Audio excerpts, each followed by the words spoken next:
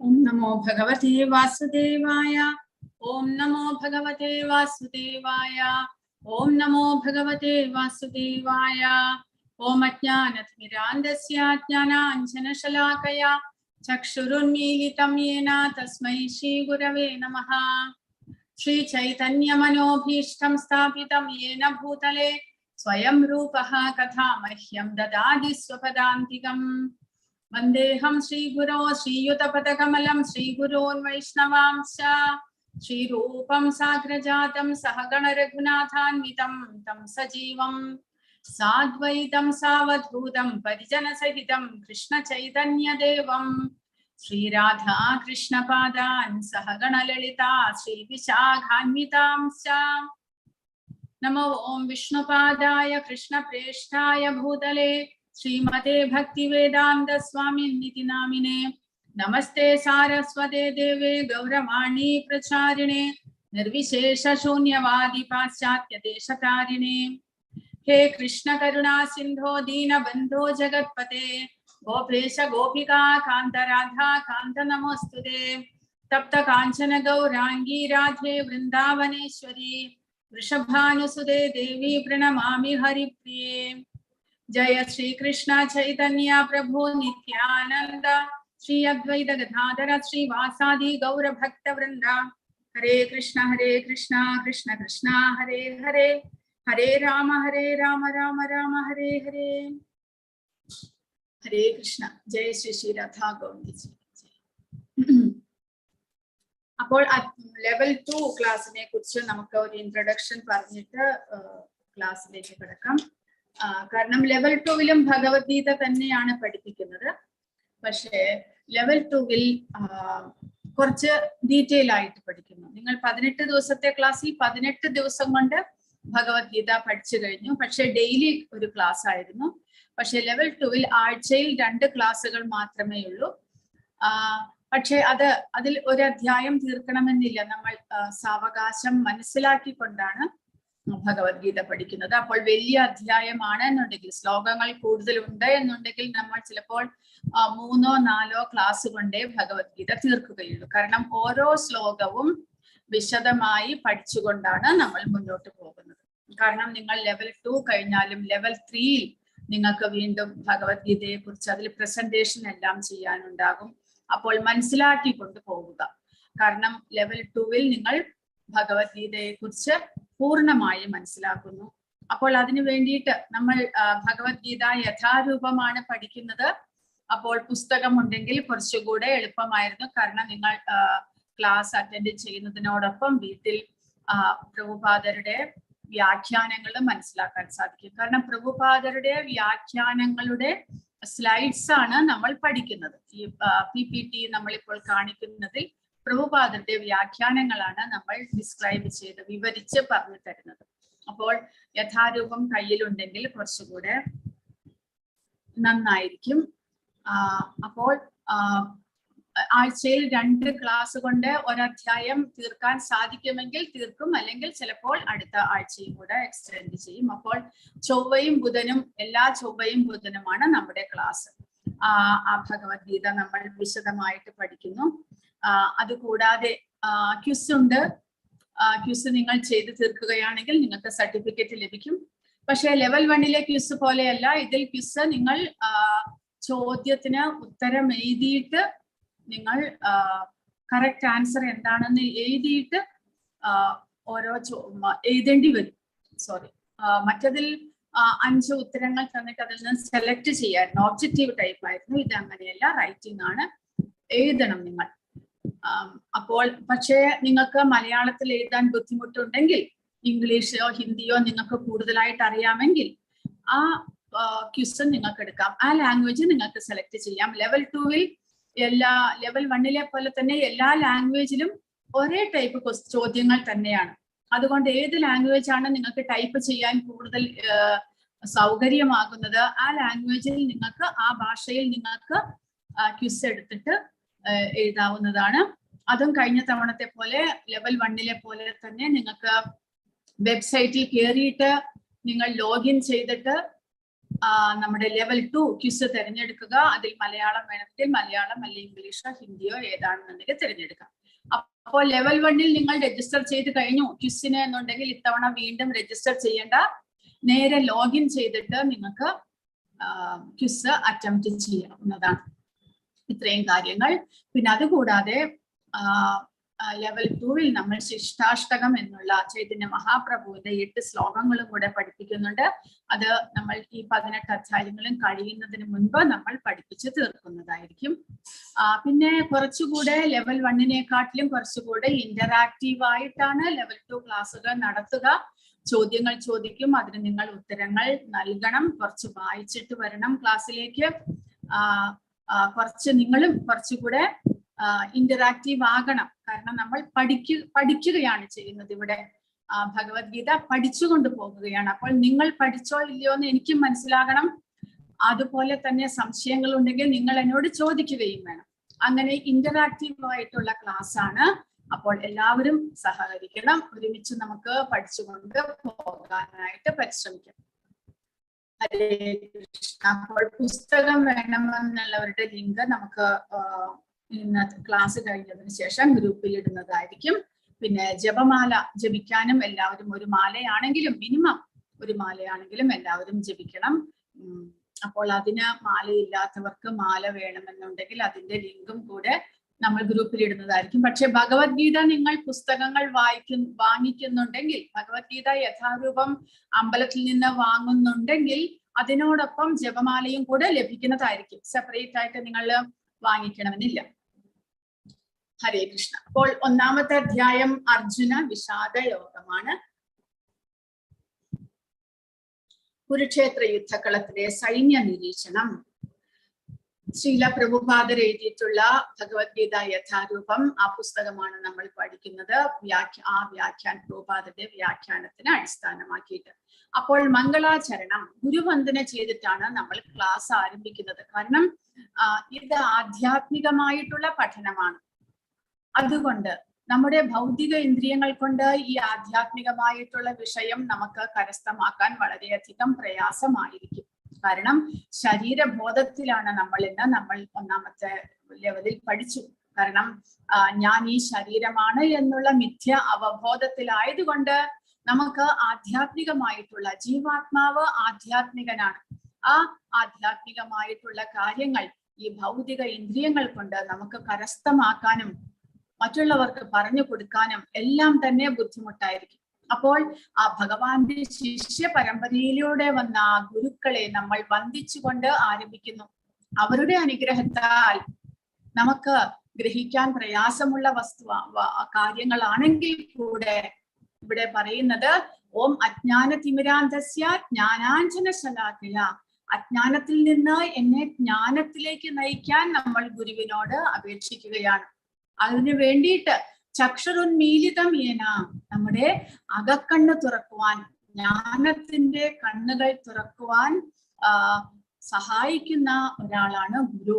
അപ്പോൾ ആ ഗുരുവിനെ പ്രണമിച്ചുകൊണ്ട്, ഗുരു മാത്രമല്ല ഗുരുവിന്റെ ആ ശിഷ്യ പരമ്പരയിലെ പരമ്പരയിലെ എല്ലാ ആചാര്യന്മാരെയും വന്ദിച്ചുകൊണ്ട് അവസാനം ആ ഗുരു പരമ്പരയിലെ ഏറ്റവും മുകളിൽ നിൽക്കുന്നതാണ് ഭഗവാൻ കൃഷ്ണൻ.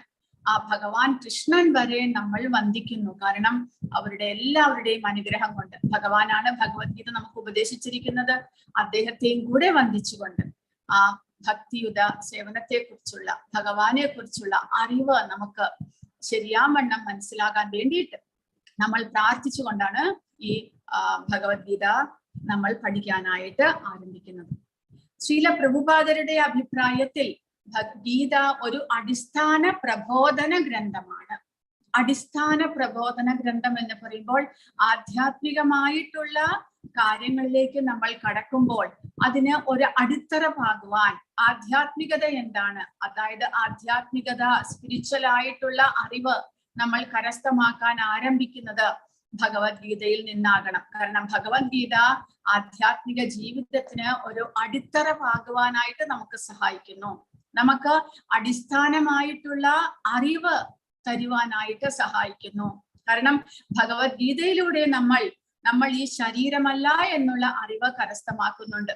അപ്പോൾ ഭഗവാനും നമ്മളും തമ്മിൽ ഒരു ബന്ധമുണ്ട് എന്ന് ഈ ഭഗവത്ഗീതയിലൂടെ നമുക്ക് മനസ്സിലാകുന്നു. ഈ ശരീരത്തിനുള്ളിൽ നമ്മൾ എന്ന് പറയുമ്പോൾ ഈ ശരീരത്തിനുള്ളിൽ വസിക്കുന്ന ജീവാത്മാവും ആ ഭഗവാനും തമ്മിലുള്ള ബന്ധത്തെ കുറിച്ച് പറഞ്ഞു തരുന്നതാണ് ഭഗവത്ഗീത. അതുകൊണ്ട് നമുക്ക് ആധ്യാത്മികമായിട്ടുള്ള ഒരു അടിത്തറ പാകുവാൻ ഈ ഭഗവത്ഗീത നമ്മളെ വളരെയധികം സഹായിക്കുന്നു. അതുകൊണ്ട് ഇവിടെ പറയുന്നത് ഒരു അടിസ്ഥാന പ്രബോധന ഗ്രന്ഥമാണ്. നമ്മളെ പ്രബോധിപ്പിക്കാൻ, നമുക്ക് അറിവ് പകർന്നു തരുവാൻ, അജ്ഞാനത്തിൽ നിന്ന് ജ്ഞാനത്തിലേക്ക് നമ്മളെ ഉയർത്തുവാൻ ഈ ഭഗവത്ഗീത നമ്മളെ സഹായിക്കുന്നു. അതുകൊണ്ട് ഭഗവത്ഗീത വളരെ ശ്രദ്ധയോടെ പഠിക്കണം. അത് നമ്മുടെ ബാഹ്യ പ്രവർത്തനങ്ങളെ നിയന്ത്രിക്കാൻ സഹായിക്കും.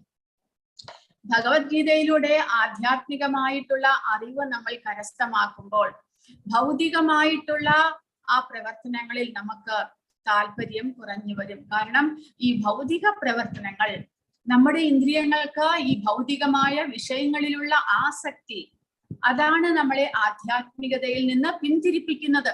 കാരണം ഭൗതിക പ്രവർത്തനങ്ങളിൽ നമ്മൾ മുഴുകിയിരിക്കുമ്പോൾ ആധ്യാത്മിക കാര്യം കുറയുന്നു, അതിൽ താല്പര്യം ഉണ്ടാകുന്നില്ല, അത് മനസ്സിലാക്കാനുള്ള സമയമുണ്ടാകുന്നില്ല, സൗകര്യമുണ്ടാകുന്നില്ല, താല്പര്യം ഉണ്ടാകുന്നില്ല. അപ്പോൾ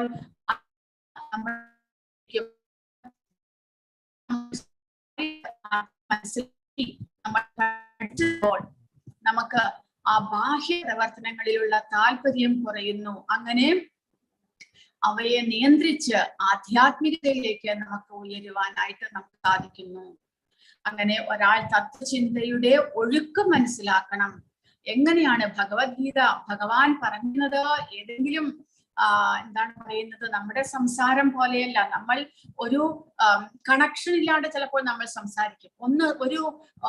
ഒരു പോയിന്റിനെ കുറിച്ച് നമ്മൾ പറഞ്ഞുകൊണ്ടിരിക്കുമ്പോൾ തന്നെ നമ്മൾ പെട്ടെന്ന് വേറൊരു പോയിന്റിലേക്ക് ചാടിക്കടക്കും. അങ്ങനെയല്ല. ഭഗവത്ഗീത ഭഗവാന്റെ ആ ഉപദേശങ്ങളെ നമ്മൾ 2-ാമത്തെ അധ്യായം മുതൽക്ക് 18 അധ്യായം വരെ എത്തുമ്പോൾ നമുക്ക് ശരിക്കും മനസ്സിലാകുന്നു, ഭഗവാൻ ഓരോന്നും അതിനെ കോർത്തിണക്കിക്കൊണ്ടാണ് ഭഗവാൻ മുന്നോട്ട് പോകുന്നത്. ആ ഒഴുക്ക് നമ്മൾ ശരിയായിട്ട് മനസ്സിലാക്കണം. എവിടേക്കാണ് ഭഗവാൻ നമ്മളെ കൊണ്ടുപോകുന്നത് എന്നുള്ളത് നമുക്ക് ശരിയായിട്ട് മനസ്സിലാകണമെങ്കിൽ ഭഗവത്ഗീത വളരെ ശ്രദ്ധയോടുകൂടി തന്നെ നമ്മൾ പഠിക്കേണ്ടതാണ്. അപ്പോൾ ഭഗവാൻ കൃഷ്ണന്റെ കാരുണ്യമാണ് ഭഗവത്ഗീത. ശ്രീ ശങ്കരാചാര്യർ തന്നെ ഈ ഭഗവത്ഗീതയ്ക്ക് ഭാഷ്യം എഴുതിയിരിക്കുന്നു. അദ്ദേഹം ഒരു അദ്വൈതവാദി ആയിരുന്നെങ്കിലും വേദങ്ങൾക്കാണ് അദ്ദേഹം പ്രാധാന്യം കൊടുത്ത്, വേദമന്ത്രോച്ചാരണത്തിന് പ്രാധാന്യമെല്ലാം കൊടുത്തെങ്കിലും അദ്ദേഹം ഭഗവത്ഗീതയ്ക്ക് വ്യാഖ്യാനം എഴുതിയിട്ടുണ്ട്. ഭഗവത്ഗീതയുടെ മാഹാത്മ്യത്തെ വിവരിച്ചിരിക്കുന്നത്, ഗീതാ മാഹാത്മ്യം രചിച്ചിരിക്കുന്നത് ശങ്കരാചാര്യരാണ്. അദ്ദേഹം പറഞ്ഞിരിക്കുന്നു, ഭഗവത്ഗീത അമൃതത്തിന്റെ നദിയാണ് എന്നാണ് ശങ്കരാചാര്യർ പറഞ്ഞിരിക്കുന്നത്. അമൃതത്തിന്റെ നദി. അപ്പോൾ അമൃതം സേവിക്കുന്നത് കൊണ്ട് നമുക്ക് എന്താണ് മെച്ചമുണ്ടാകുന്നത്? ആരാണ് പറയുക? അമൃതം എന്നാൽ എന്താണ്? അത് സേവിക്കുന്നത് കൊണ്ട് നമുക്ക് എന്താണ് പ്രയോജനം ഉണ്ടാകുക? അമരത്വം. കറക്റ്റ്. അമൃതം കഴിക്കുന്നത് കൊണ്ട് നമുക്ക് മരണമില്ലാതെയാകുന്നു. അപ്പോൾ ഭഗവത്ഗീതയെ ശങ്കരാചാര്യർ അമൃതത്തിന്റെ നദിയായിട്ടാണ് വിശേഷിപ്പിച്ചിരിക്കുന്നത്. അതായത് ഭഗവത്ഗീത നമ്മൾ പാനം ചെയ്യുന്നത് വഴി, അല്ലെങ്കിൽ പഠിച്ച് മനസ്സിലാക്കുന്നത് വഴി പിന്നീട് ഒരിക്കലും മരണത്തിലേക്ക്, അല്ലെങ്കിൽ വീണ്ടും മരണം എന്ന് പറഞ്ഞു കഴിഞ്ഞാൽ മരണമുണ്ടെങ്കിൽ അടുത്ത ജനനവുമുണ്ട്. അപ്പോൾ അങ്ങനെയല്ല, മരണമേ ഇല്ല എന്ന് പറഞ്ഞാൽ പിന്നീട് ഒരിക്കലും പുനർജന്മം ഇല്ലാത്ത ഒരവസ്ഥയിലേക്ക്, പിന്നീട് ഒരു ജന്മമില്ലാത്ത അവസ്ഥയിലേക്ക് നമുക്ക് ഉയരാൻ സാധിക്കും എന്ന് ശങ്കരാചാര്യർ ഭഗവത്ഗീത മാഹാത്മ്യത്തിലൂടെ നമുക്ക് വിശേഷിപ്പിച്ചു തന്നിരിക്കുന്നു. അത്രമാത്രം പ്രാധാന്യമാണ് ഭഗവത്ഗീതയ്ക്ക്. ശങ്കരാചാര്യർ സ്വയം ഭഗവത്ഗീതയെ വിശേഷിപ്പിച്ചിരിക്കുന്നു. ഇനി അപ്പോൾ ഈ അധ്യായത്തിൽ, ഈ 1-ാമത്തെ അധ്യായത്തിന്റെ നമ്മൾ പഠിക്കാൻ പോകുന്നത്, അടുത്തത് മഹാഭാരത ചരിത്രത്തെ കുറിച്ചുള്ള സ്ലൈഡ് ഉണ്ട്. പിന്നീട് ഈ അധ്യായത്തിൽ അർജുനൻ യുദ്ധം ചെയ്യാൻ നിഷേധിക്കുന്നതാണ് പ്രധാനമായിട്ട്. കുരുക്ഷേത്ര യുദ്ധകളത്തിൽ വെച്ച് യുദ്ധം ആരംഭിക്കാൻ തുടങ്ങുന്നതോടുകൂടി അർജുനൻ യുദ്ധം ചെയ്യാൻ വിസമ്മതിക്കുന്നു. അതെന്താണ് കാരണം? അതാണ് ഈ അധ്യായത്തിൽ. പിന്നീട് ജീവാത്മാവിനോടുള്ള അനുകമ്പയാൽ ഭഗവാൻ കൃഷ്ണൻ ഭഗവത്ഗീത ഉപദേശിക്കാനായിട്ട് ആരംഭിക്കുന്നു. അത് 2-ാമത്തെ അധ്യായത്തിൽ. അപ്പോൾ ഇനി മഹാഭാരത ചരിത്രമാണ്, കുരുവംശത്തെ കുറിച്ചാണ് ഇവിടെ പറയുന്നത്. അപ്പോൾ പാണ്ഡവരും കൗരവരും കൂടെയാണ് മഹാഭാരത യുദ്ധം നടക്കുന്നത്. ആ യുദ്ധക്കളത്തിൽ വെച്ചാണ് ഭഗവാൻ ഭഗവത്ഗീതയെ ഉപദേശിക്കുന്നത്. അപ്പോൾ നമ്മൾ കുരുവംശം എങ്ങനെയാണ്, പാണ്ഡവരും കൗരവന്മാരുടെയും ജന്മം എങ്ങനെയാണ് ഉണ്ടായിരിക്കുന്നത്, ഇതെല്ലാം കൂടെ ഒന്ന് മനസ്സിലാക്കിയിട്ട് നമുക്ക് അധ്യായത്തിലേക്ക് കടക്കാം. അപ്പോൾ കുരുവംശം എങ്ങനെയാണ് ഉണ്ടാകുന്നത്? ചന്ദ്രവംശമാണ് കുരുവംശം. ശ്രീരാമചന്ദ്രന്റെ ത്രേതായുഗത്തിലെ രാജാക്കന്മാരെല്ലാവരും സൂര്യവംശമായിരുന്നു. 4-ാമത്തെ അധ്യായത്തിൽ ഭഗവാൻ പറയുന്നുണ്ട്, ഇമം വിവസ്വതേ യോഗം പ്രോക്തവാൻ അഹമവ്യയം വിവസ്വാൻ മനവേ പ്രാഹ മനുരിക്ഷ്വാകോ അബ്രവീത്. ഭഗവാൻ ഈ ഭഗവത്ഗീതയെ മുൻപ് വിവസ്വാൻ എന്നുള്ള സൂര്യ ഭഗവാൻ ഉപദേശിച്ചു. വിവസ്വാൻ അദ്ദേഹത്തിന്റെ പുത്രൻ വൈവസ്വത മനുവിന് ഉപദേശിച്ചു. വൈവസ്വത മനു അദ്ദേഹത്തിന്റെ പുത്രൻ ഇക്ഷ്വാകുവിന് ഉപദേശിച്ചു. അപ്പോൾ അതാണ് സൂര്യവംശം. ആ സൂര്യവംശത്തിലാണ് ശ്രീരാമചന്ദ്രൻ രാജാവായിട്ട് രാജകുമാരനായിട്ട് ജനിക്കുന്നത്. പക്ഷേ ഈ കുരുവംശം ചന്ദ്രവംശമാണ്. അതായത് ചന്ദ്രദേവനിൽ നിന്ന് തുടങ്ങുന്ന വംശം. ചന്ദ്രദേവന്റെ മകനായിരുന്നു ബുധൻ. ബുധനിൽ നിന്നാണ് പിന്നീട് ഈ ഭാരതത്തിലെ വംശം ആരംഭിക്കുന്നത്. ബുധന്റെ മകൻ പുരൂരവസ്. ആ പുരൂരവസിന്റെ ബുധന്റെ വംശത്തിൽ ഉണ്ടായിരുന്ന ഒരു രാജാവായിരുന്നു യയാതി. യയാതിക്ക് 2 ഭാര്യമാരുണ്ടായിരുന്നു. ഒന്ന് ദേവയാനി, പിന്നീട് ശർമിഷ്ഠ. ദേവയാനിയുടെ മകനായിരുന്നു യദു. യദുവാണ് മൂത്തപുത്രൻ.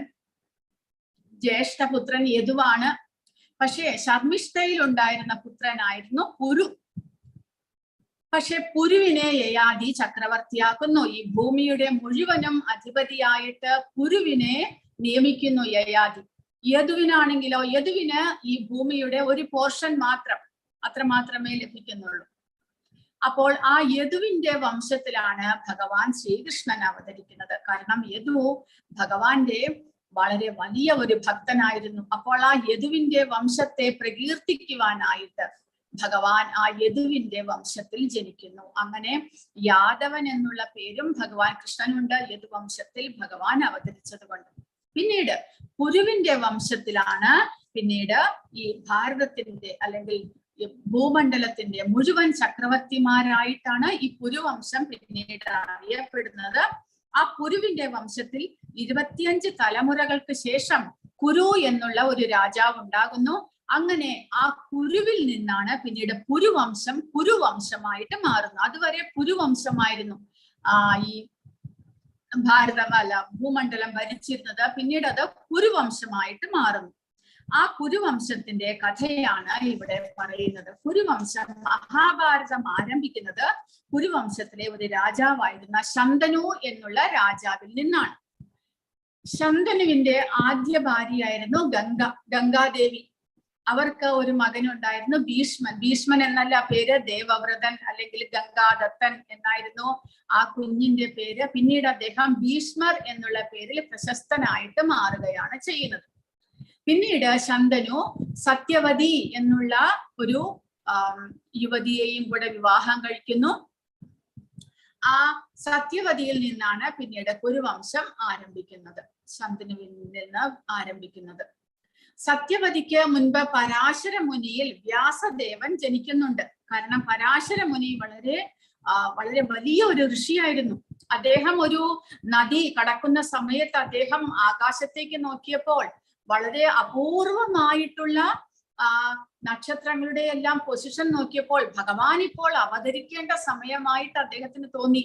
അപ്പോൾ ഉടനടി അദ്ദേഹം സത്യവതിയോട് അപേക്ഷിച്ചിട്ട് സത്യവതിയിൽ അദ്ദേഹം വ്യാസദേവനെ ഉൽപ്പാദിപ്പിക്കാനായിട്ട് വ്യാസദേവന്റെ ജനനത്തിന് വേണ്ടിയിട്ടുള്ള സ്റ്റെപ്സ് എടുക്കുകയാണ് ചെയ്യുന്നത്. കൂടാതെ സത്യവതിക്ക് ഒരു അപകടവും വരുത്താത്ത വിധത്തിൽ അദ്ദേഹം പറഞ്ഞു, ഭഗവാന്റെ ജനനം ഇപ്പോൾ ഭഗവാൻ അവതരിക്കേണ്ട സമയമായിരിക്കുന്നു, അതുകൊണ്ട് ഉടനടി അത് സംഭവിക്കണം. അതുകൊണ്ട് സത്യവതിയുടെ മകനായിട്ട് അങ്ങനെ വ്യാസദേവൻ, ഭഗവത് അംശമായിട്ടുള്ള വ്യാസമുനി ജനിക്കുകയാണ് ചെയ്യുന്നത്. ആ സത്യവതിയെ ശന്തനു വിവാഹം കഴിക്കുന്നു. അവർക്ക് ചിത്രാംഗതൻ, വിചിത്രവീര്യൻ എന്നുള്ള 2 മക്കൾ ജനിക്കുന്നു, ആൺകുട്ടികൾ ജനിക്കുന്നു. അവരെ ചിത്രാംഗതൻ അംബിക എന്നുള്ള രാജകുമാരിയെയും വിചിത്രവീര്യൻ അംബാലിക എന്നുള്ള രാജകുമാരിയെയും വിവാഹം കഴിക്കുന്നു. പക്ഷേ അവരിൽ കുട്ടികൾ ഉണ്ടാകുന്നതിന് മുൻപേ ചിത്രാംഗതൻ ഒരു യുദ്ധത്തിൽ മരിച്ചു പോകുന്നു. വിചിത്രവീര്യനാണെങ്കിൽ ഒരു അസുഖം ബാധിച്ച് മരിച്ചു പോകുകയും ചെയ്യുന്നു. രണ്ടുപേരും മരിച്ചു പോകുന്നു. അപ്പോൾ രാജ്യം ഭരിക്കാനായിട്ട് ആരുമില്ലാത്ത അവസ്ഥയായിട്ട് മാറുന്നു. ആ സമയത്ത് സത്യവതി തന്റെ മൂത്ത പുത്രൻ വ്യാസദേവനോട് അംബികയ്ക്കും അംബാലികയ്ക്കും കുഞ്ഞുങ്ങളെ പ്രദാനം ചെയ്യാൻ പറയുകയാണ്. അങ്ങനെ വ്യാസദേവനിൽ അംബികയ്ക്കുണ്ടാകുന്ന മകനാണ് ധൃതരാഷ്ട്രർ.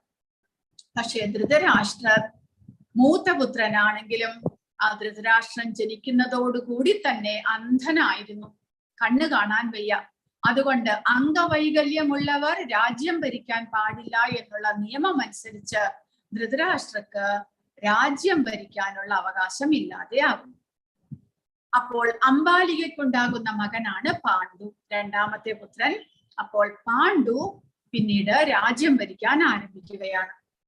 അവരുടെ ദാസിക്കുണ്ടാകുന്ന പുത്രനാണ് വിതുരൻ. വിതുരൻ ഇവരുടെ മന്ത്രിയായിട്ട് മാറുന്നു. അങ്ങനെ അംബികയ്ക്കും അംബാലികയ്ക്കും ഉണ്ടാകുന്ന രണ്ട് പുത്രന്മാർ ധൃതരാഷ്ട്രരും പാണ്ഡുവും. അവരുടെ വംശമാണ്. ധൃതരാഷ്ട്രരുടെ പുത്രന്മാരെ കൗരവർ എന്ന് വിളിക്കുന്നു, പാണ്ഡുവിന്റെ പുത്രന്മാരെ പാണ്ഡവർ എന്ന് വിളിക്കുന്നു. ധൃതരാഷ്ട്രർ ഗാന്ധാരിയെ വിവാഹം കഴിക്കുന്നു. ഗാന്ധാരിയുടെ സഹോദരനാണ് ശകുനി. ധൃതരാഷ്ട്രക്കും ഗാന്ധാരിക്കും 101 മക്കളാണ് ഉണ്ടാകുന്നത്. 100 ആൺമക്കളും ഒരു മകൾ ദുശ്ശള എന്നുള്ള ഒരു മകളും ഉണ്ടാകുന്നു. പാണ്ഡു 2 വിവാഹം കഴിക്കുന്നു. ഒന്ന് കുന്തി, രണ്ടാമത്തേത് മാദ്രി. കുന്തി ശ്രീകൃഷ്ണ ഭഗവാന്റെ അച്ഛൻ വസുദേവന്റെ സഹോദരിയായിരുന്നു. അതായത് കുന്തിയുടെ സഹോദരനാണ് വസുദേവൻ, ഭഗവാന്റെ അച്ഛൻ. പിന്നെ മാദ്രി. കുന്തിക്ക് 4 മക്കളാണ് ഉണ്ടാകുന്നത്. പക്ഷെ 3 പേർ മാത്രമേ പാണ്ഡുവിന്റെ മക്കളായിട്ട് അറിയപ്പെടുന്നുള്ളൂ. മൂത്ത പുത്രൻ കർണൻ അങ്ങനെ അറിയപ്പെടുന്നില്ല. അപ്പോൾ യുധിഷ്ഠിരൻ, ഭീമൻ, അർജുനൻ എന്നീ 3 മക്കൾ കുന്തിക്കും പാണ്ഡുവിനുമായിട്ടുണ്ടാകുന്നു. മാദ്രിക്ക് നകുലൻ, സഹദേവൻ എന്നീ 2 മക്കൾ. അങ്ങനെ പാണ്ഡവർ 5 പേരായിട്ടാണ് അറിയപ്പെടുന്നത്.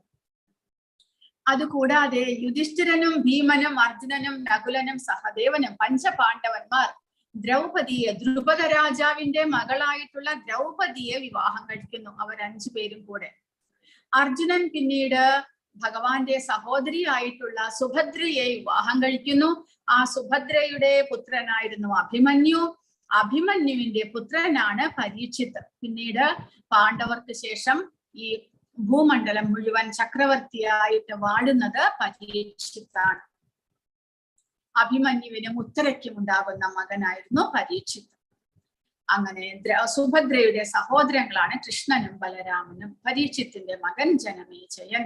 ഇത്രയുമാണ് കുരുവംശത്തിന്റെ ആ ഒരു സെറ്റപ്പ് ആയിട്ട് പറയുന്നത്. ഇനി നിങ്ങൾ ആരെങ്കിലും പറയും, എന്തുകൊണ്ടാണ് പാണ്ഡവരും കൗരവരും യുദ്ധത്തിന് ഒരുങ്ങി പുറപ്പെടുന്നത്? ഹരേ കൃഷ്ണ. ആരാണ് പറയുക? ഹരേ കൃഷ്ണ. മഹാഭാരതം വായിച്ചിട്ടുണ്ട്. പാണ്ഡവരും കൗരവരും എന്തുകൊണ്ട് യുദ്ധത്തിന് പുറപ്പെടുന്നു? എന്തുകൊണ്ടാണ് ഭഗവത്ഗീത ഉപദേശിക്കാനുള്ള ആ ഒരു സിറ്റുവേഷൻ, കുരുക്ഷേത്ര യുദ്ധക്കളത്തിൽ 2 കൂട്ടരും യുദ്ധത്തിന് വന്നു ചേരുന്നത്? ഹരേ കൃഷ്ണ. ഹരേ കൃഷ്ണ മാതാജി. ഓ, ഹരേ കൃഷ്ണ മാതാജി. പറയൂ. പാണ്ഡവരുടെ രാജ്യം അവർക്ക് തിരിച്ചു കൊടുക്കാണ്ടെയും പിന്നെ ദ്രൗപദീനെ ആ സഭയിൽ വെച്ച് അപമാനിച്ചതിന്റെയും ആ ഒരു കാരണം കൊണ്ടാണ് ഈ കുരുക്ഷേത്രം ഉണ്ടാവുന്നത്. അവർക്ക് ആ രാജ്യം തിരിച്ചു കൊടുക്കില്ല, അവർക്ക് കൊടുക്കാൻ പറ്റില്ല എന്ന് പറയും കൗരവര്. അതുകൊണ്ടാണ് അവരങ്ങനെ ദ്രൗപദീനെ ഇൻസൾട്ട് ചെയ്യുകയും ചെയ്യും. ശരി, ഹരേ കൃഷ്ണ. ഹരേ കൃഷ്ണ മാതാജി. അപ്പോൾ കൗരവരും പാണ്ഡവരും ജ്യേഷ്ഠാനുജന്മാരുടെ മക്കളാണ്. ധൃതരാഷ്ട്രയുടെയും പാണ്ഡുവിന്റെയും മക്കളാണ് കൗരവരും പാണ്ഡവരും. അപ്പോൾ ഒരു രാജ്യമുള്ളപ്പോൾ 2 സഹോദരന്മാരുണ്ടെങ്കിൽ അവർ 2 പേരും ആ രാജ്യത്തെ തങ്ങളുടെ അച്ഛൻ്റെതായിട്ടുള്ള ആ രാജ്യം മുഴുവൻ അവർ എന്ത് ചെയ്യണം? വീതിച്ചെടുക്കണം. 2 കൂട്ടരും കൂടെ. ധൃതരാഷ്ട്രക്ക് പകുതി, പാണ്ഡുവിന് പകുതി. ഒന്നാമത്തെ കാര്യം, ധൃതരാഷ്ട്ര രാജ്യം ഭരിച്ചിട്ടില്ല, പാണ്ഡുവാണ് ഭരിച്ചത്. പാണ്ഡു വളരെയധികം കഴിവുള്ള ആളായിരുന്നു, രാജാവായിരുന്നു. അതുകൊണ്ട് അദ്ദേഹം തന്നോടൊപ്പം നിൽക്കാത്ത രാജ്യത്തെ എല്ലാം ഒന്നിച്ച് ഒരു ബൃഹത്തായിട്ടുള്ള ഒരു രാഷ്ട്രം തന്നെ പാണ്ഡു സ്ഥാപിക്കുകയുണ്ടായി. എല്ലാ ദിക്കിലും യുദ്ധം ചെയ്ത് എല്ലാവരെയും തന്റെ രാജ്യത്തോട് അടുപ്പിക്കുകയുണ്ടായി. അങ്ങനെ പാണ്ഡു ഭാരതവർഷത്തെ ഒരു വലിയ മഹത്തായിട്ടുള്ള രാഷ്ട്രമായിട്ട് മാറ്റുകയുണ്ടായി. എന്നിട്ടും കൂടെ എന്ത് ചെയ്തു? പക്ഷെ ധൃതരാഷ്ട്രക്ക് ആ അധികാരമോഹം, താൻ മൂത്ത പുത്രനായിട്ടും കൂടെ തനിക്ക് രാജ്യം ഭരിക്കാൻ സാധിച്ചില്ല. അതുകൊണ്ട് ധൃതരാഷ്ട്രം വിചാരിച്ചു, തന്റെ മക്കളാണെങ്കിലും ഈ രാജ്യത്തെ ചക്രവർത്തിയായിട്ടും മാറണം. വെറും രാജാവായാൽ പോരാ ധൃതരാഷ്ട്രക്ക്, മുഴുവൻ രാജ്യത്തെയും ഭരിക്കുന്ന ചക്രവർത്തിയായിട്ട് തന്റെ മക്കൾ വാഴണം എന്നുള്ള ആഗ്രഹമായിരുന്നു. അപ്പോൾ ആദ്യമായിട്ട് പാണ്ഡു സന്യാസം എടുത്തുകൊണ്ട് വനത്തിലേക്ക് പോകുന്നു. അപ്പൊ ധൃതരാഷ്ട്രർ സന്തോഷിച്ചു. ശരി, ഇനി പാണ്ഡു പോയി കഴിഞ്ഞാൽ തനിക്കും തന്റെ മക്കൾക്കും മാത്രമായിട്ട് രാജ്യം ലഭിക്കുമെന്ന്. പക്ഷേ പാണ്ഡുവിന്റെ മരണത്തോടുകൂടി കുന്തിയും 5 മക്കളും കൊട്ടാരത്തിലേക്ക് വരുന്നു. അതോടുകൂടി ധൃതരാഷ്ട്രരുടെ സ്വപ്നങ്ങളെല്ലാം നഷ്ടമാകുമോ എന്നുള്ള വിചാരം അങ്ങനെ ധൃതരാഷ്ട്രയുടെ മനസ്സിൽ ആ പാണ്ഡുവിന്റെ മക്കളുടെ മേൽ അസൂയയും വിദ്വേഷവും എല്ലാം വളർന്നു വരുന്നു. എങ്ങനെയെങ്കിലും ഇവരില്ലാതായാൽ തന്റെ മക്കൾക്കാണെങ്കിലും രാജ്യം ലഭിക്കും, അങ്ങനെയുള്ള ഒരു ആഗ്രഹമായിരുന്നു ധൃതരാഷ്ട്രക്ക്. പക്ഷേ യുധിഷ്ഠിരൻ എല്ലാ മക്കളിലും വെച്ച് ജ്യേഷ്ഠനായതുകൊണ്ട് യുധിഷ്ഠിരനെ തന്നെ യുവരാജാവായിട്ട് അഭിഷേകം ചെയ്യേണ്ടതായിട്ട് വന്നു. അവസാനം കൗരവന്മാരും പാണ്ഡവന്മാരും തമ്മിൽ എപ്പോഴും വഴക്കാകുന്നതോടുകൂടി എന്ത് സംഭവിച്ചു? രാജ്യത്തിൽ ഭീഷ്മർ തീരുമാനിച്ചു, രാജ്യത്തിന്റെ ഒരു ഭാഗം പാണ്ഡവർക്ക് കൊടുത്ത് അവർ അവിടെ ഭരിച്ചോട്ടെ, നമുക്ക് നമ്മളുടെ ഭാഗം മതിയെന്ന്. പക്ഷേ ദുര്യോധനൻ അതും സമ്മതിച്ചില്ല. ദുര്യോധനൻ ഒരു ദിവസം പാണ്ഡവരുടെ പ്രശസ്തിയും അവരുടെ ഐശ്വര്യവും എല്ലാം കണ്ട് അസൂയപ്പെട്ടിട്ട് ഒരു കള്ള ചൂതുകളിയിൽ യുധിഷ്ഠിരനെ തോൽപ്പിക്കുന്നു. പിന്നീട് അവരെ വനവാസത്തിന് അയക്കുന്നു. പിന്നീട് വനവാസം എല്ലാം കഴിഞ്ഞു, അവർ സക്സസ്ഫുൾ ആയിട്ട് തിരിച്ചു വന്നാലും എന്ത് ചെയ്യുന്നു? രാജ്യം തിരിച്ചു കൊടുക്കില്ല എന്നുള്ള ഒരു മറുപടിയാണ് ദുര്യോധനൻ ചെയ്യുന്നത്. ഭഗവാൻ കൃഷ്ണൻ സ്വയം ദൂതിന് പോകുന്നു ദുര്യോധനന്റെ അടുത്തേക്ക്. അവർക്ക് രാജ്യമില്ലെങ്കിലും 5 ഗ്രാമം അല്ലെങ്കിൽ 5 വീടുകളാണെങ്കിലും കൊടുത്താൽ മതി എന്ന് പറയുന്നു. പക്ഷെ ദുര്യോധനൻ കേൾക്കുന്നില്ല. അങ്ങനെ യുദ്ധം അനിവാര്യമായിട്ട് വരുന്നു. അപ്പോൾ യുദ്ധം ചെയ്യാനായിട്ട് തിരഞ്ഞെടുക്കുന്ന സ്ഥലമാണ് ഹരിയാനയിൽ ഇപ്പോഴുമുണ്ട് കുരുക്ഷേത്രം എന്നുള്ള സ്ഥലം. ആ കുരുക്ഷേത്രം പണ്ട് മുതൽക്കേ തന്നെ ദേവന്മാരും കൂടെ അവിടെ ദൈവികമായിട്ടുള്ള ധാർമ്മികമായിട്ടുള്ള കർമ്മങ്ങൾ ചെയ്യുന്ന ഒരു സ്ഥലമായിരുന്നു. അതുകൊണ്ട് ധർമ്മയുദ്ധമാണ് ഇവിടെ നടക്കുന്നത്. കാരണം ധാർമ്മികമായിട്ട് പാണ്ഡവർക്ക് ലഭിക്കേണ്ടുന്ന ആ രാജ്യത്തെ തിരിച്ചു കിട്ടാൻ വേണ്ടിയിട്ട് അവർ ചെയ്യുന്ന യുദ്ധമാണത്. ദുര്യോധനനാണെങ്കിലോ തട്ടിപ്പറിച്ച സ്ഥലമാണ് കൈവശം വെച്ചിരിക്കുന്നത്. അപ്പോൾ അധർമ്മമാണ് ദുര്യോധനാദികളുടെ കൈവശമുള്ളത്, എന്നാൽ ധർമ്മം പാണ്ഡവരുടെ സമീപത്തുണ്ട്. അപ്പോൾ ഭഗവാൻ കൃഷ്ണൻ ധർമ്മം വിജയിക്കണം എന്നുള്ള ആഗ്രഹത്തോടുകൂടി ധർമ്മക്ഷേത്രമായിട്ടുള്ള കുരുക്ഷേത്രത്തിലാണ് യുദ്ധം ചെയ്യാനുള്ള സ്ഥലം തിരഞ്ഞെടുക്കുന്നത്. അപ്പോൾ അവിടെ യുദ്ധം ആരംഭിക്കാൻ പോകുകയാണ്. ആ സമയത്ത് എന്തൊക്കെയാണ് നടക്കുന്നത് എന്നാണ് ഈ അധ്യായത്തിൽ, യുദ്ധത്തിന്റെ ആദ്യ ദിവസം എന്തെല്ലാം നടക്കുന്നു എന്നാണ് ഈ അധ്യായത്തിൽ നമ്മൾ പഠിക്കാൻ പോകുന്നത്. അപ്പോൾ ഭഗവത്ഗീത ഭഗവാൻ കൃഷ്ണൻ 3 വിഭാഗമായിട്ട് പറഞ്ഞിരിക്കുന്നു. 1 മുതൽ 6 വരെയുള്ള അധ്യായങ്ങളിൽ കർമ്മയോഗം. അപ്പോൾ ഇവിടെയും നമ്മൾ ഒരു കാര്യം പഠിക്കാനുണ്ട്. യോഗം എന്ന് പറഞ്ഞു കഴിഞ്ഞാൽ ഭഗവാനുമായിട്ട് നമ്മളെ ബന്ധിപ്പിക്കുന്ന പ്രക്രിയകളെയാണ് യോഗം എന്ന് പറയുന്നത്. എന്തെല്ലാം വിധത്തിൽ നമുക്ക് ഭഗവാനുമായിട്ട് ബന്ധിക്കാം? നമുക്ക് എന്ന് പറഞ്ഞാൽ ജീവാത്മാവിന് ഭഗവാനുമായിട്ടുള്ള ബന്ധത്തെ ഓർത്തെടുക്കുവാനുള്ള പല വഴികളുമുണ്ട്. ഭഗവാൻ നമുക്ക് ഒരുപാട് വഴികൾ ഉപദേശിച്ച് തന്നിട്ടുണ്ട്. ആ വഴികളെയാണ് യോഗം എന്ന് പറയുന്നത്. നമ്മളെ ഭഗവാനുമായിട്ട്, ജീവാത്മാവിനെ ഭഗവാനുമായിട്ട് ബന്ധിപ്പിക്കുന്ന ആ വഴികൾ. അപ്പോൾ കർമ്മയോഗം എന്ന് പറഞ്ഞു കഴിഞ്ഞാൽ കർമ്മം ചെയ്ത് നമുക്ക് ഭഗവാനുമായിട്ട് എങ്ങനെ ജീവാത്മാവിന് ഭഗവാനുമായിട്ട് എങ്ങനെ ബന്ധപ്പെടാൻ സാധിക്കും?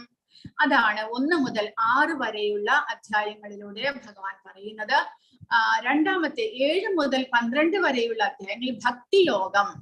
ഭഗവാനെ ഭക്തിയുത സേവനത്തിലൂടെ നമുക്ക് എങ്ങനെ ബന്ധപ്പെടാൻ സാധിക്കും?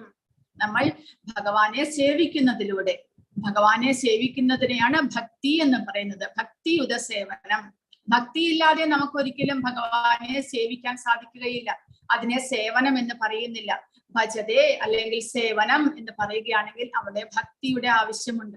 അപ്പോൾ ഭക്തിയുടെ സേവനത്തിലൂടെ ഭഗവാനുമായിട്ട് ജീവാത്മാവിനെ ബന്ധപ്പെടാൻ സാധിക്കും. അതിനെ ഭക്തിയോഗം എന്ന് പറയുന്നു. പിന്നീട് ജ്ഞാനയോഗം.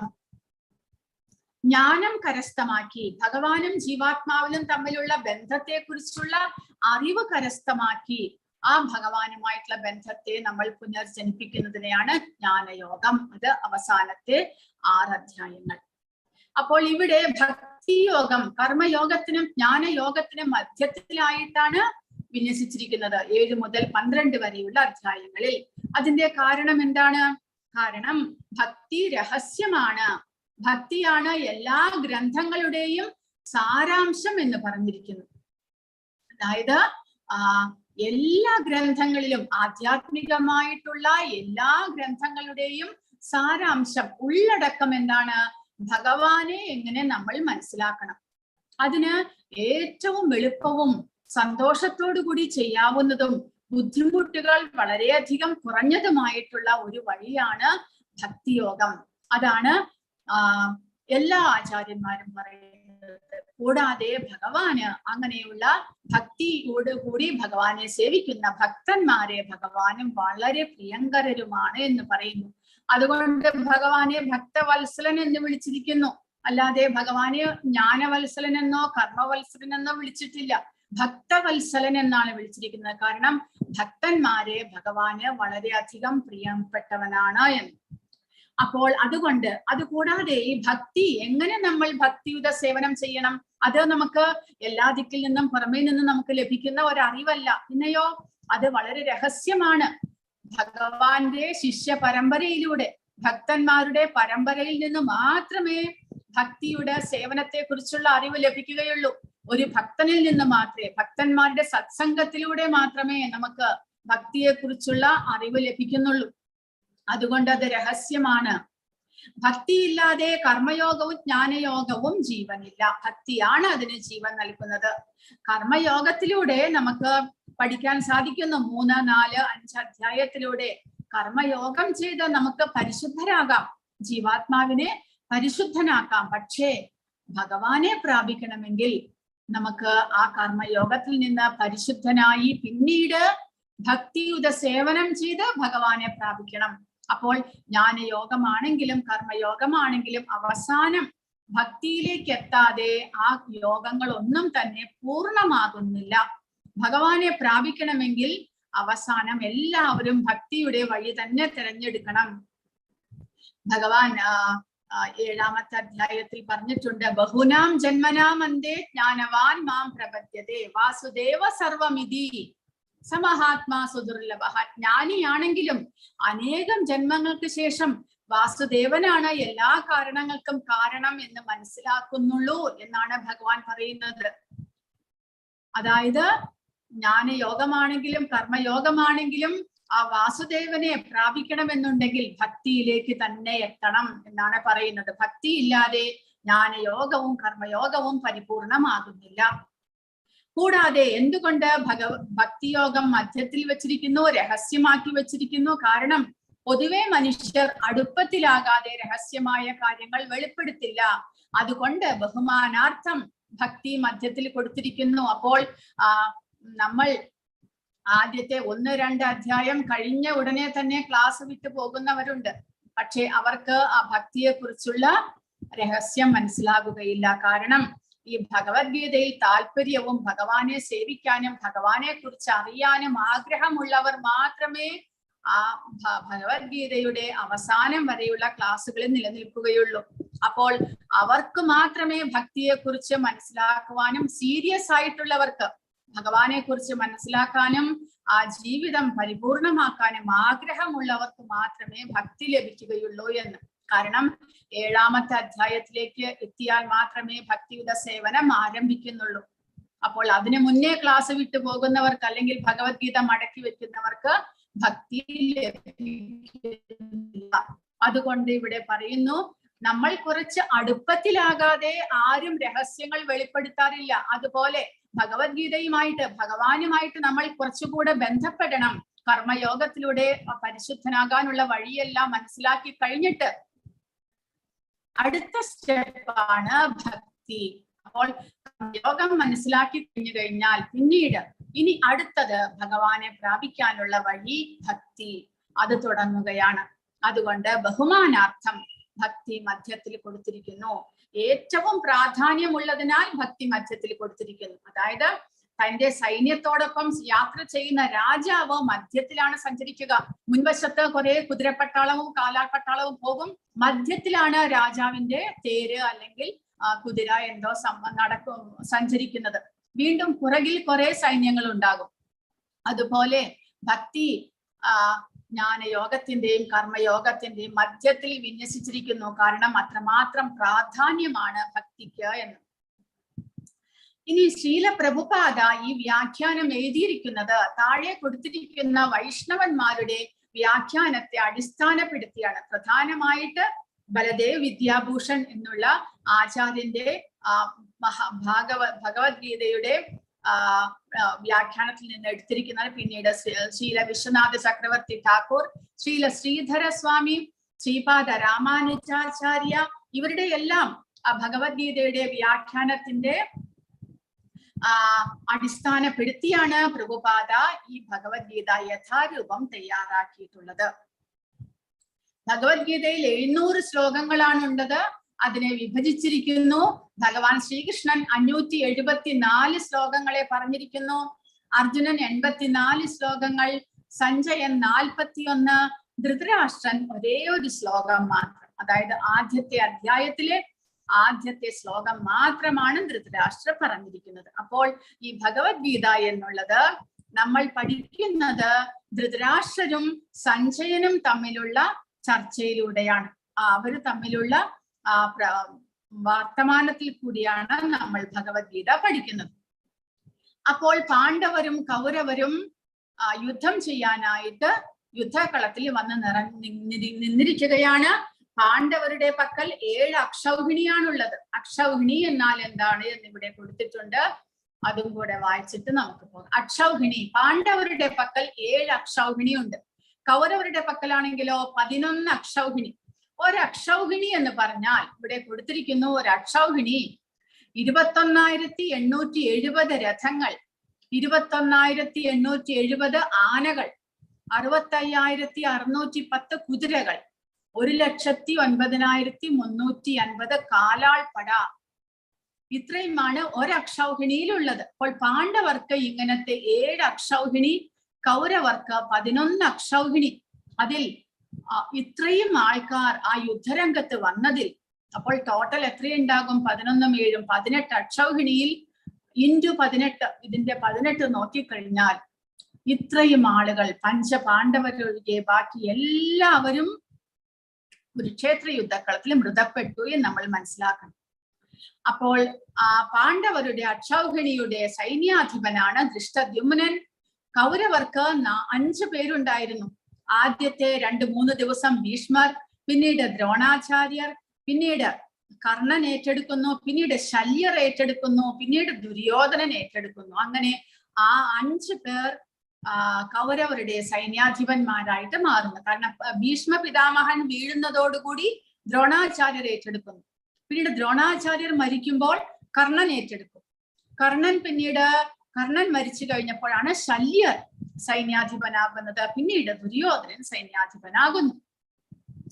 ഇനി പാണ്ഡവരുടെ പക്കൽ മഹാരഥി എന്ന് പറഞ്ഞു കഴിഞ്ഞാൽ 60,000 യോദ്ധാക്കളെ ഒറ്റയ്ക്ക് എതിർക്കാൻ കഴിവുള്ള ഒരേ ഒരാൾ അർജുനൻ മാത്രമേ ഉണ്ടായിരുന്നുള്ളൂ.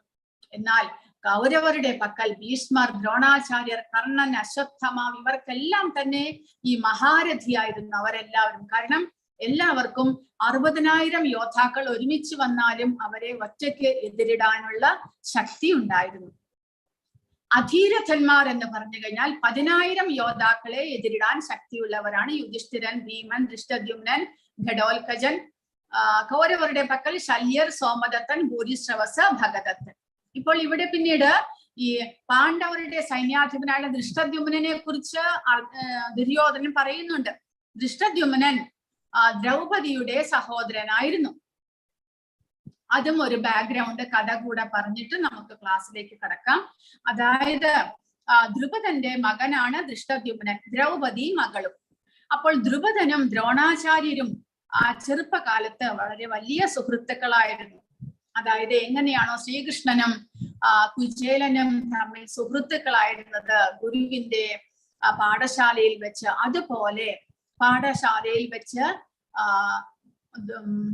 ആരാണ് ദ്രുപദനും ദ്രോണാചാര്യരും വളരെ വലിയ സുഹൃത്തുക്കളായിരുന്നു. അപ്പോൾ ദ്രോണാചാര്യർ കുചേലനെ പോലെ വളരെ ദരിദ്രനായിട്ടുള്ള ഒരു ബ്രാഹ്മണ കുമാരനായിരുന്നു. വീട്ടിൽ വളരെ ദാരിദ്ര്യമായിരുന്നു. അപ്പോൾ ദ്രുപദർ ദ്രോണാചാര്യരുടെ കഷ്ടപ്പാടുകൾ കണ്ടിട്ട് ദ്രോണാചാര്യർക്ക് ആ ഗുരുകുലത്തിൽ വെച്ച് വാക്ക് കൊടുത്തിരുന്നു. അതായത് ദ്രുപദൻ രാജകുമാരനാണ്. അപ്പോൾ അച്ഛന്റെ കാലശേഷം ദ്രുപദനാണ് രാജ്യം ഭരിക്കാനുള്ളത്. അപ്പോൾ ഞാൻ എപ്പോൾ രാജാവാകുന്നോ രാജ്യത്തിന്റെ പകുതി ഭാഗം ഞാൻ നിനക്ക് എഴുതി തരുന്നതായിരിക്കും, നിനക്ക് ദാനം തരുന്നതായിരിക്കും. അപ്പോൾ ഞാനും നീയും ഈക്വൽ ആയിട്ട് രാജ്യം ഭരിക്കും. ഇപ്പോൾ ഈ ഗുരുകുലത്തിൽ എല്ലാ കുട്ടികളും ഒരേപോലെയാണ്. ഗുരുവിന്റെ ശിക്ഷണത്തിൽ രാജകുമാരനെന്നോ ബ്രാഹ്മണകുമാരനെന്നോ വ്യത്യാസമില്ല ഗുരുകുലത്തിൽ. അതുപോലെ തന്നെ ദ്രുപദൻ പറയുന്നു, ഞാൻ രാജാവായി കഴിഞ്ഞാലും ഞാനും നീയും ഒരുപോലെ ആയിരിക്കും, നിനക്ക് പകുതി രാജ്യം ഞാൻ തരുന്നതായിരിക്കും എന്ന് വാക്കു കൊടുത്തു. പക്ഷേ ദ്രുപദൻ ഗുരുകുലത്തിലെ ശിക്ഷണം കഴിഞ്ഞിട്ട് ദ്രുപദൻ രാജകൊട്ടാരത്തിലേക്ക് പോകുന്നു. ദ്രോണാചാര്യർ തന്റെ ഗൃഹത്തിലേക്ക് പോകുന്നു. രണ്ടുപേരും വിവാഹിതരാകുന്നു. ദ്രോണാചാര്യർക്ക് ഒരു മകൻ ഉണ്ടാകുന്നു. ദ്രുപദനാണെങ്കിൽ അച്ഛന്റെ കാലശേഷം രാജ്യം ഏറ്റെടുത്ത് ഭരിക്കാൻ തുടങ്ങുന്നു. പക്ഷെ ആ സമയത്ത് ദ്രുപദൻ രാജാവായതോടുകൂടി ദ്രുപദന്റെ മനസ്സെല്ലാം മാറുന്നു. ഒരു ദിവസം ഈ ദ്രോണാചാര്യരുടെ മകന് ആഹാരമൊന്നുമില്ലാതെ വളരെയധികം വിശന്ന് കരയുകയാണ്. കാരണം മറ്റുള്ള കുട്ടികളെല്ലാം അശ്വത്ഥാമാവാണ് ദ്രോണാചാര്യരുടെ മകൻ.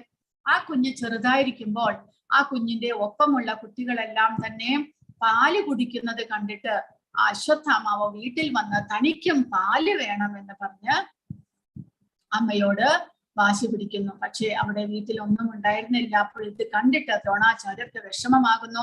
ദ്രോണാചാര്യർ ഉടനടി ദ്രുപദന്റെ അടുക്കിലേക്ക് പോകുന്നു. കാരണം ദ്രുപദൻ അപ്പോൾ രാജാവായി, എനിക്ക് സഹായം അഭ്യർത്ഥിക്കാനായിട്ട് ദ്രുപദൻ ഉണ്ട് എന്ന് പറഞ്ഞുകൊണ്ട് വിശ്വാസത്തോടുകൂടി ദ്രോണാചാര്യർ ദ്രുപദന്റെ അടുക്കിലേക്ക് പോവുകയാണ്.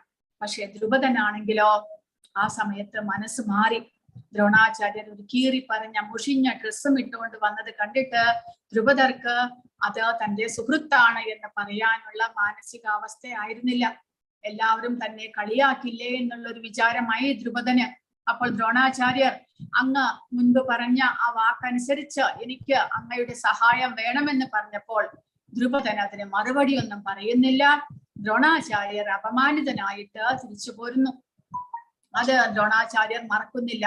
പിന്നീട് ദ്രോണാചാര്യരെ ഭീഷ്മദേവൻ തന്റെ മക്കളുടെ, അതായത് കൗരവരുടെയും പാണ്ഡവരുടെയും ഗുരുവായിട്ട് നിയമിക്കുന്നു.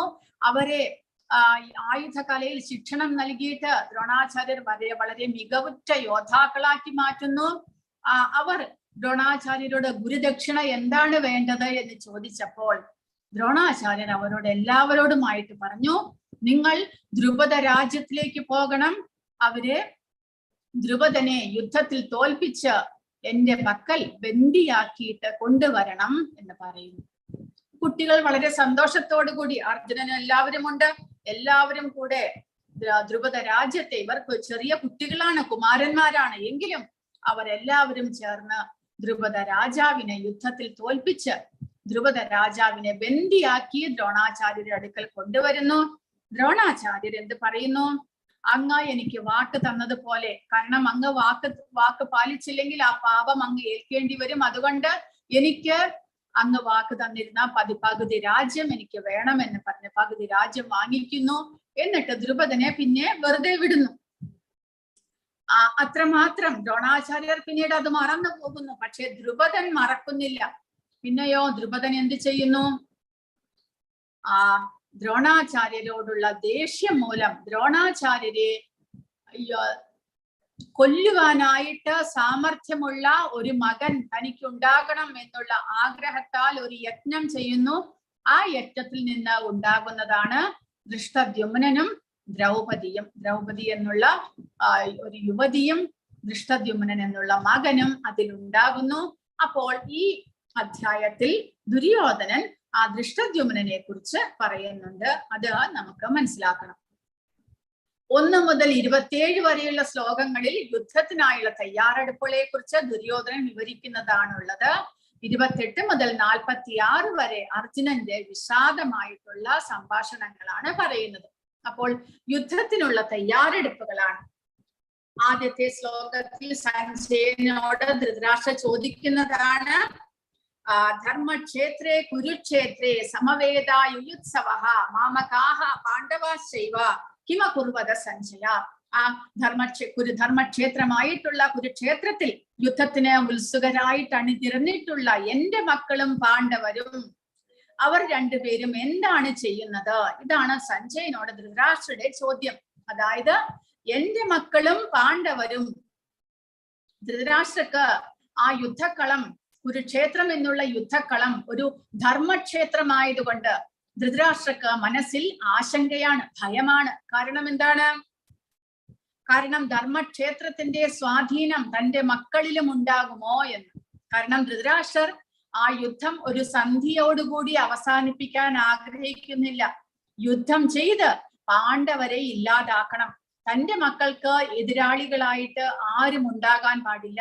തന്റെ മക്കൾ ഒറ്റയ്ക്ക് ഈ ഭൂമി മുഴുവനും ഭരിക്കണം, ചക്രവർത്തിയായിട്ട് ഭരിക്കണം എന്നുള്ള ആഗ്രഹമായിരുന്നു ധൃതരാഷ്ട്രക്ക്. അപ്പോൾ ധൃതരാഷ്ട്രയുടെ ഭയാശങ്ക ആ ധർമ്മക്ഷേത്രമായുള്ള കുരുക്ഷേത്രത്തിന്റെ സ്വാധീനം തന്റെ മക്കളിലും ഉണ്ടാകുമോ? തന്റെ മക്കൾ എന്തെങ്കിലും പാണ്ഡവരുമായിട്ട് സന്ധി ചെയ്ത് യുദ്ധം വേണ്ട എന്ന് വെക്കുമോ എന്നെല്ലാം ഉള്ള ചിന്തകളായിരുന്നു ധൃതരാഷ്ട്രയുടെ മനസ്സിൽ. അതുകൊണ്ട് ധൃതരാഷ്ട്രർ അങ്ങനെ ഒരു ചോദ്യം ചോദിക്കുന്നു, അവരെന്താണ് ചെയ്യുന്നത് എന്ന്. അവർ യുദ്ധം ചെയ്യാൻ പുറപ്പെടുന്നുണ്ടോ, അല്ല യുദ്ധം വേണ്ട എന്ന് വെക്കുമോ എന്നെല്ലാം ഉള്ള ഒരു സംശയമാണ് ധൃതരാഷ്ട്രക്ക്. കൂടാതെ അവിടെ കൃഷ്ണനുണ്ട്. കൃഷ്ണൻ എന്തെങ്കിലും ഒരു സൂത്രം ചെയ്ത് യുദ്ധം വേണ്ട എന്ന് വെക്കുമോ, അതും ഒരു ചിന്തയുണ്ട് ധൃതരാഷ്ട്രക്ക്. പാണ്ഡവരുടെ പക്ഷത്താണ് കൃഷ്ണ ഭഗവാനുള്ളത്. അതുകൊണ്ട് പാണ്ഡവരുടെ പക്ഷത്ത് ധർമ്മത്തിന്റെ ആ ഒരു ചിഹ്നമായിട്ടുള്ള ഭഗവാനുമുണ്ട്.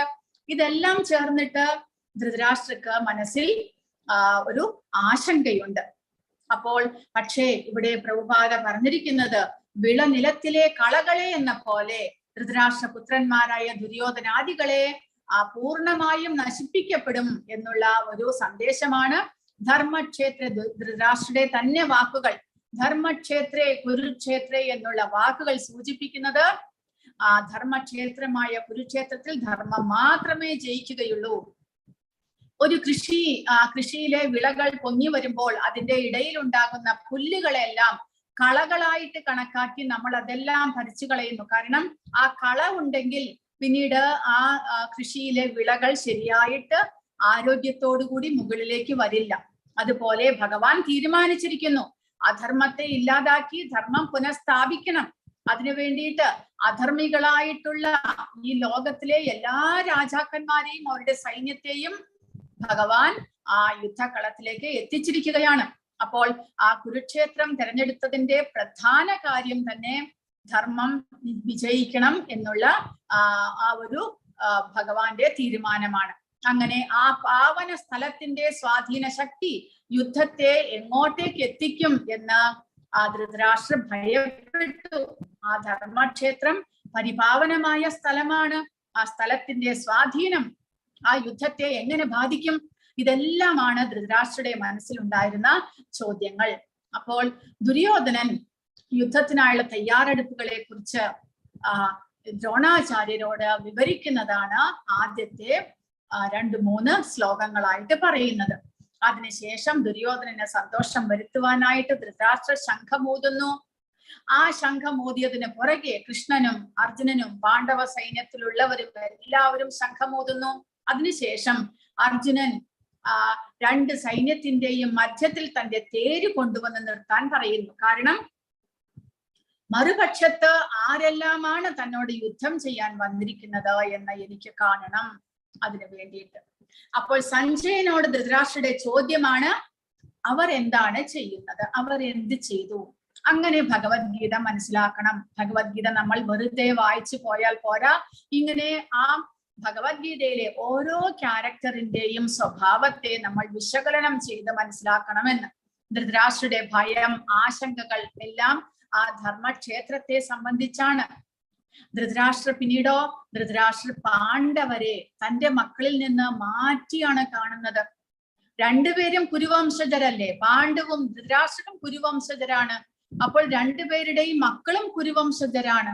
എങ്കിലും ധൃതരാഷ്ട്ര എന്റെ മക്കളും പാണ്ഡവരും, അവരെന്ത് ചെയ്യുന്നു? മാമകാഹ പാണ്ഡവാശൈവ. അങ്ങനെ രണ്ടുപേരെയും വേർതിരിച്ച് കാണുന്നു.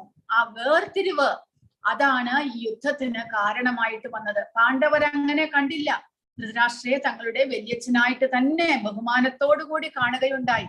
എന്നാൽ ധൃതരാഷ്ട്രർ തന്റെ മക്കളും പാണ്ഡുവിന്റെ മക്കളും എന്ന് വേർതിരിച്ച് കാണുന്നു. ആ വേർതിരിവ് എല്ലാ ദിക്കിലും അനുഭവപ്പെട്ടു. അത് യുദ്ധം വരെ വന്നെത്തിയിരിക്കുന്നു. അങ്ങനെ നമ്മൾ ആ ഭഗവത്ഗീതയെ വിശദമായിട്ട് കാണേണ്ടതാണ്. രണ്ടാമത്തെ ശ്ലോകത്തിൽ ദുര്യോധനൻ ദ്രോണാചാര്യരെ സമീപിക്കുകയാണ്. ദുര്യോധനൻ പാണ്ഡവരുടെ സൈന്യവ്യൂഹം കണ്ട ശേഷം ദ്രോണാചാര്യരുടെ അടുക്കലേക്ക് ചെല്ലുന്നു.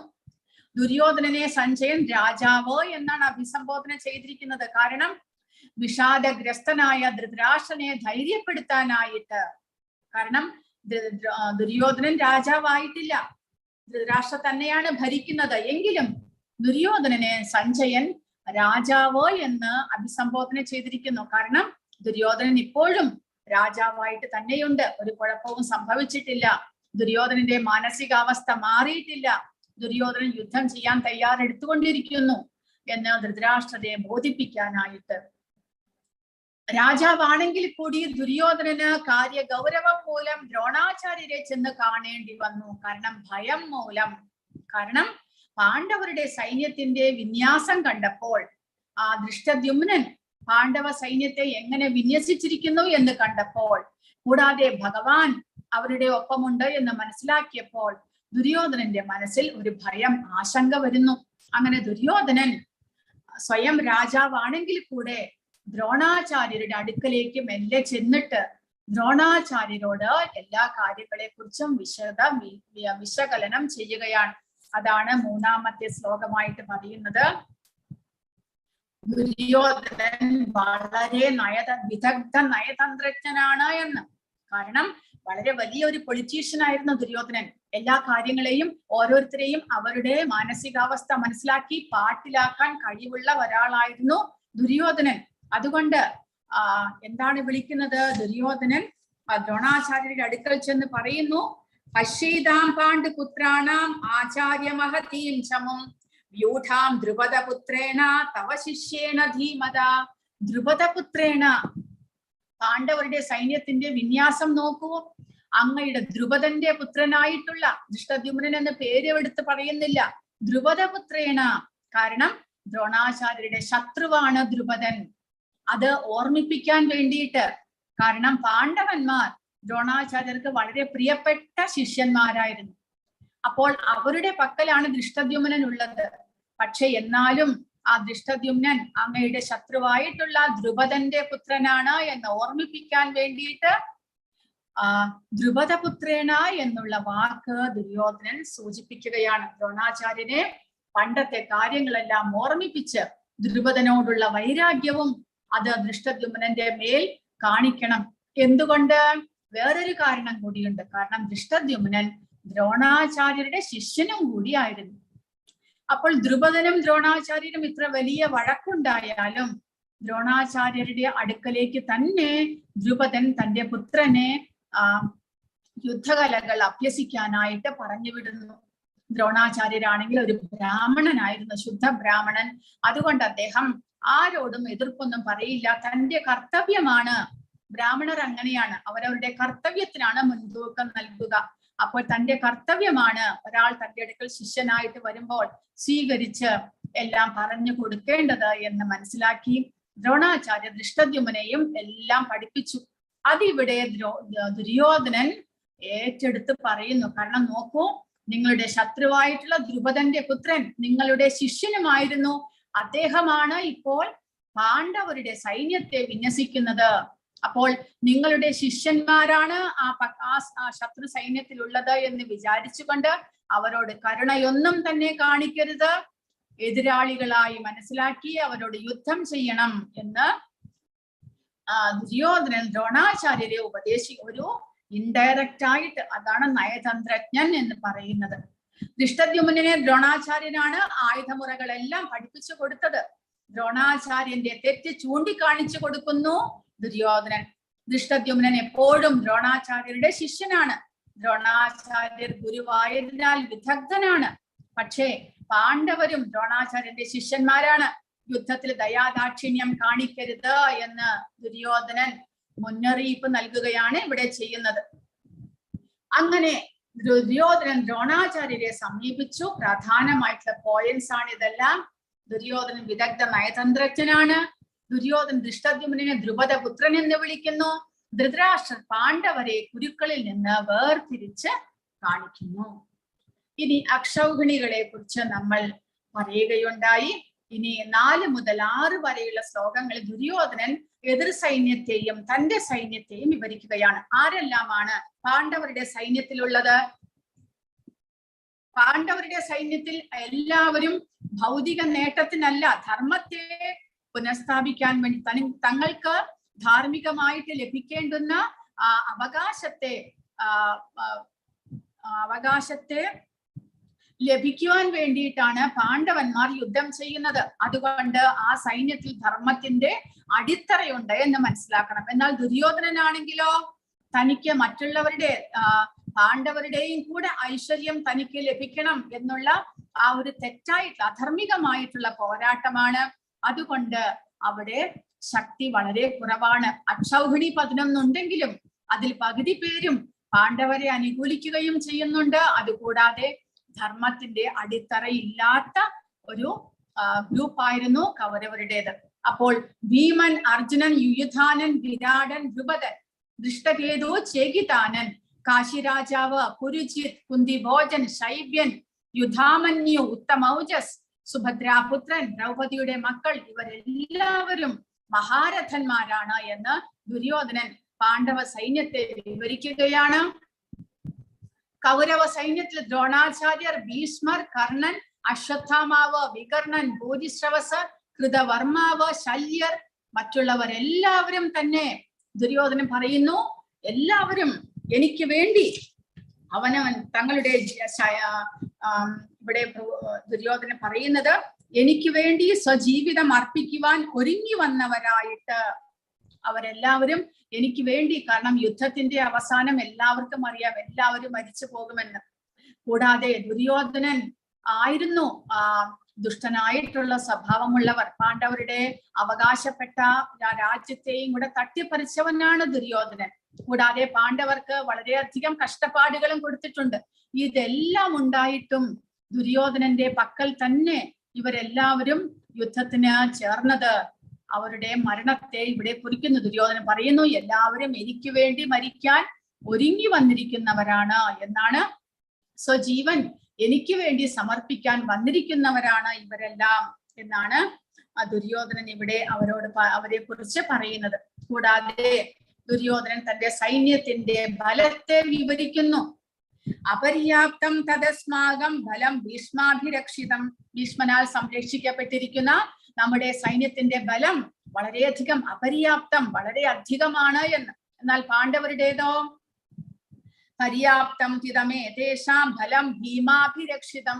ഭീമനാൽ സംരക്ഷിക്കപ്പെട്ടിരിക്കുന്ന പാണ്ഡവരുടെ സൈന്യം വളരെ കുറച്ചേയുള്ളൂ. അത് പര്യാപ്തമാണ്. വളരെ പരിമിതമായിട്ടുള്ള അംഗസംഖ്യയും ഫലവുമാണ് അവർക്കുള്ളത് എന്നാണ് ദുര്യോധനൻ ഭീമനെ കുറിച്ച് പറയുന്നത്. കാരണം ഭീമനെ ചെറുപ്പത്തിലെ തന്നെ ദുര്യോധനന് ഒരു അസൂയയും കൂടാതെ വിദ്വേഷവുമായിരുന്നു. മരിക്കുകയാണെങ്കിൽ ഭീമന്റെ കയ്യാൽ തന്നെ താൻ മരിക്കപ്പെടും എന്നുള്ള ഒരു അറിവും ദുര്യോധനനുണ്ടായിരുന്നു. ഇതെല്ലാം കൊണ്ട് ഭീമനോടുള്ള അസൂയ, വിദ്വേഷം ആ വാക്കുകളിൽ, ദുര്യോധനന്റെ വാക്കുകളിൽ കാണപ്പെടുകയാണ്.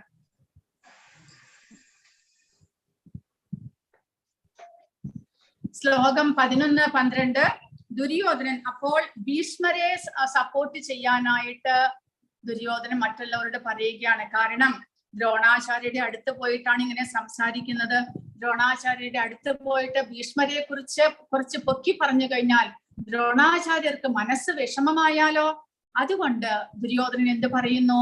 ഭീഷ്മർക്ക് പ്രായമായതുകൊണ്ട്, വയസ്സായതുകൊണ്ട് നിങ്ങൾ എല്ലാവരും ഭീഷ്മർക്ക് സംരക്ഷണം കൊടുക്കണം. അങ്ങനെയാണ് ദുര്യോധനന്റെ വാക്കുകളായിട്ട് വരുന്നത്. അയനേഷു ച സർവേഷു യഥാ ഭാഗം അവസ്ഥിതാഃ ഭീഷ്മമേവാഭിരക്ഷന്തു ഭവന്തഃ സർവ ഏവ ഹി. ദുര്യോധനൻ തന്റെ സൈന്യത്തോട് ഭീഷ്മരെ പിന്തുണയ്ക്കാൻ അഭ്യർത്ഥിക്കുന്നു. അതും ഒരു നയചാതുര്യമാണ് എന്നാണ് ഇവിടെ പറയുന്നത്. കാരണം മറ്റുള്ളവരെ അവഗണിക്കുകയാണോ, അല്ല ഭീഷ്മരെ മാത്രം മതിയോ ദുര്യോധനനെ എന്നുള്ള ചിന്ത ഉണ്ടാകാതിരിക്കാൻ ഭീഷ്മർക്ക് പിന്തുണ നൽകണം. നിങ്ങൾ എല്ലാവരും, ഭീഷ്മർ വൃദ്ധനായതിനാൽ സംരക്ഷണം ആവശ്യമാണ്. അതുകൊണ്ട് ഭീഷ്മർക്ക് നിങ്ങൾ എല്ലാവരും പിന്തുണ നൽകണം എന്ന് ദുര്യോധനൻ അഭ്യർത്ഥിക്കുന്നു. ഭീഷ്മരുടെയും ദ്രോണാചാര്യരുടെയും പൂർണ്ണ സഹായം തനിക്കുണ്ടാകുമെന്ന് ദുര്യോധനന് അറിയാമായിരുന്നു. എപ്പോഴത്തെ അന്ന് ചൂതുകളി സമയത്ത് പാണ്ഡവരുടെ പത്നിയായിരുന്ന ദ്രൗപദിയെ സഭയിലേക്ക് വലിച്ചു കൊണ്ടുവന്ന് വസ്ത്രാക്ഷേപം നടത്തിയപ്പോൾ ഭീഷ്മരും ദ്രോണരും ആരും തന്നെ വായ തുറന്ന് ഒന്നും എതിർത്ത് പറഞ്ഞില്ല. അതുപോലെ ഈ യുദ്ധത്തിലും അധർമ്മത്തോടു കൂടിയാണ് താൻ യുദ്ധം ചെയ്യുന്നത് എന്നുണ്ടെങ്കിലും ഭീഷ്മരും ദ്രോണരും തന്നെ പിന്തുണയ്ക്കും എന്നുള്ള പൂർണ്ണമായ വിശ്വാസം ദുര്യോധനന് ഉണ്ടായിരുന്നു. അപ്പോൾ ആ സമയത്ത് ഭീഷ്മർ സ്വാഭാവികമായ അനുകമ്പയോടെ ദുര്യോധനനെ സന്തോഷിപ്പിക്കാൻ വേണ്ടി സിംഹഗർജനം പോലെയുള്ള ശബ്ദമുണ്ടാക്കിക്കൊണ്ട് തന്റെ ശംഖമെടുത്ത് ഊതുന്നു. ഭഗവാൻ കൃഷ്ണൻ മറുപക്ഷത്താകയാൽ ഈ യുദ്ധത്തിൽ വിജയം പ്രതീക്ഷിക്കാൻ വയ്യ എന്ന് ഭീഷ്മർക്കറിയാം. എന്നാലും ഭീഷ്മർ തന്റെ കർത്തവ്യമാണ് യുദ്ധം ചെയ്യേണ്ടത് എന്നുള്ള ആ ഒരു മാനസികാവസ്ഥയോട് കൂടിയാണ് യുദ്ധം ചെയ്യുന്നത്. അങ്ങനെ ഭീഷ്മരുടെ ശംഖം മുഴങ്ങിയപ്പോൾ മറുപക്ഷത്ത് എല്ലാവരും തന്നെ അവരവരുടെ കാഹളങ്ങൾ എടുത്ത് ഊതാൻ തുടങ്ങുകയാണ്. അങ്ങനെ യുദ്ധം ആരംഭിക്കാൻ പോകുന്നു. യുദ്ധം ആരംഭിക്കുന്നതിന്റെ സിമ്പലായിട്ടാണ് ഭീഷ്മർ ശംഖം എടുത്ത് ഊതുന്നത്. അങ്ങനെ യുദ്ധം ആരംഭിക്കാൻ പോകുന്നു. ഹരേ കൃഷ്ണ. ഇനി 14 മുതലുള്ള ശ്ലോകങ്ങൾ നമുക്ക് നാളത്തെ ക്ലാസ്സിൽ വിവരിക്കാം. ഇപ്പോൾ 2-3 കാര്യങ്ങളും കൂടെ നിങ്ങളോട് പറയാനുണ്ട്. അതും കൂടെ പറഞ്ഞിട്ട് നമുക്ക് ക്ലാസ് അവസാനിപ്പിക്കാം. ഹരേ കൃഷ്ണ. ആർക്കെങ്കിലും എന്തെങ്കിലും ചോദ്യങ്ങളോ സംശയങ്ങളോ ഉണ്ടോ?